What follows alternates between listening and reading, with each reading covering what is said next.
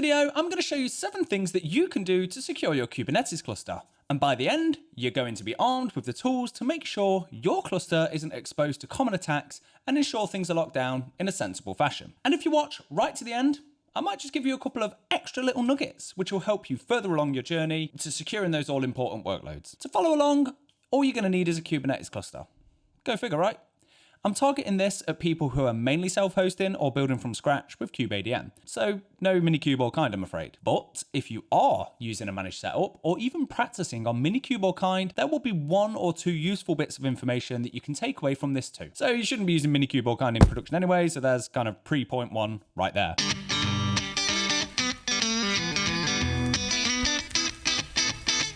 Now, why do we need to secure our clusters? Well, there's a lot of bad people out there in the wild west of the internet, and quite frankly, they just want to hack your stuff. They want your company's data, and they want to sell it on for as much as they can, whether that be intellectual property, personal information, and just anything else. In the case of a Kubernetes cluster though, they might well just want the compute resource that you've got to be able to do all that bad stuff to other people whilst using your equipment. And if you've got GPUs in there, they'll mine crypto. Either way, we don't want that, so we do our best to stop them by implementing as many security measures as possible. And first, we're going to start with an oldie but goodie, RBAC. Now with RBAC, we can limit what people can do in a cluster and even fine-grain it right down to the namespace and the resources within it.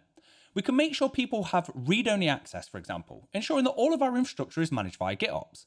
We can even remove the read access altogether. I do have a video on this, so I'll link that down in the description below. Number 2, OAuth or OIDC logins. By enabling OIDC on the cluster, we can ensure that people who can authenticate with our provider are the only ones that are able to interact with the cluster. I'm not going to show an example of this being set up right here, as it's a lengthy process, and I will put a video out on this topic in the near future. But I'll drop some information into the description below and you can take a look at that to keep you going for now. Essentially though, it's how we interact with clusters from a managed service provider. When you do kubectl something, generally speaking, there is some authentication happening that exists directly within the kube config. This checks that you can log into the account that hosts the cluster, and then in the background on the cloud, some sort of IAM policy or something ensures that you have the appropriate permissions to access the cluster itself. After that, RBAC takes over. We can do all of this sort of thing with something like Authentic, Okta, Keycloak, you name it. Number 3. A simple but often overlooked one. Lock down the API server to prevent public access of any kind. There is no real reason I can think of to expose a Kubernetes API server publicly. If anyone needs to hit the API server using kubectl, there are methods available such as jump hosts, VPNs, and even apps like Teleport that you can install within the cluster, which enable access via a private network or other authentication methods. Teleport, for example, is really useful. There is an open source free version that's worth checking out. You basically install it in your cluster and then you can authenticate against Teleport, which grants you access to your cluster. Groups in Teleport can be mapped to roles in the cluster, and then you can just use RBAC. If you really do need to expose it publicly, not sure why, but if you do, consider the risks and put the appropriate protections in place to prevent unauthorized access. This includes things like securing the endpoint with TLS certificates, enable OIDC, as I previously mentioned, so that only authorized users can interact with the cluster, disabling anonymous auth, and having RBAC in place to lock it down as much as possible. All of these things won't protect you against accidental vulnerabilities that may be exposed via the Kubernetes code itself. So again, consider the risks before making it public. Number 4.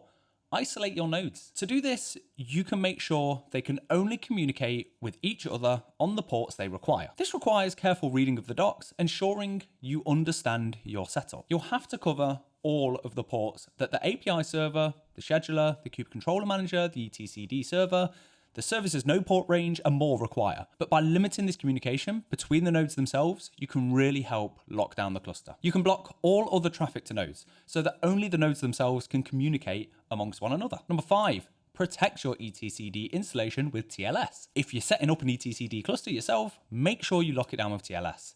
If you don't, you are risking exposing secrets and other data whilst they're in flight between the cluster and etcd. To do this, you can configure etcd with these flags, which enable you to provide a CA, private key and public key that it will use when it is running. Then in your Kubernetes cluster, you'd reference these keys as required on the API server configuration, which will enable secure communication between the API server and the etcd cluster. As I say, it's only really required if you're setting up etcd yourself. If you're using kubeadm in any way, then you can be confident this has already been done for you. Number 6, enable audit logging. This allows you to get some visibility on everything that happens within your cluster. Audit logging lets you see who did what and when. It's invaluable when it comes to check what's going on as well as what's happened. If you're in the unfortunate situation where you have had a breach, then this can help you track down what happened, when it happened, and even who did it if someone's account was breached. You can set this up when you configure your cluster or after the fact. You just need to provide a configuration for the audit login itself and then pass some information via the Kubernetes API server flags or the config file as shown. This will enable audit logging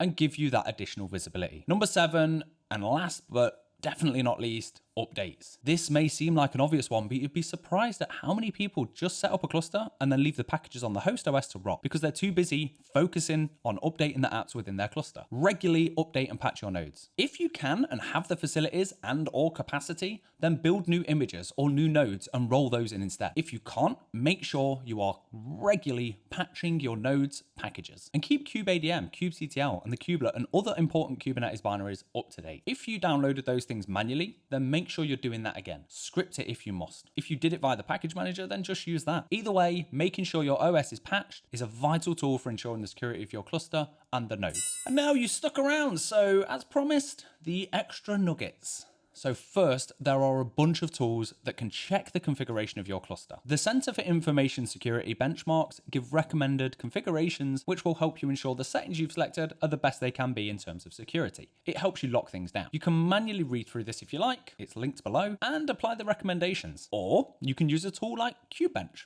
Kubescape, or some other tool just like it, again, a couple linked below, to generate the information you need. It will spit out a load of information and you can apply those configurations manually as you require. Another thing you can do, if you have the luxury of being able to bring in new nodes or create new images, instead of patching them directly, do it and just disable SSH altogether. Once a node is in and working, it shouldn't need any human intervention. If it needs updating, replace it. If it dies and can't be recovered with a reboot, replace it. If it needs a new Kubernetes version deploying, you get the idea. Just replace it. It's best to remove any sort of access if it's not required. It's just another entry for an attacker. Nugget number 3 is called Falco.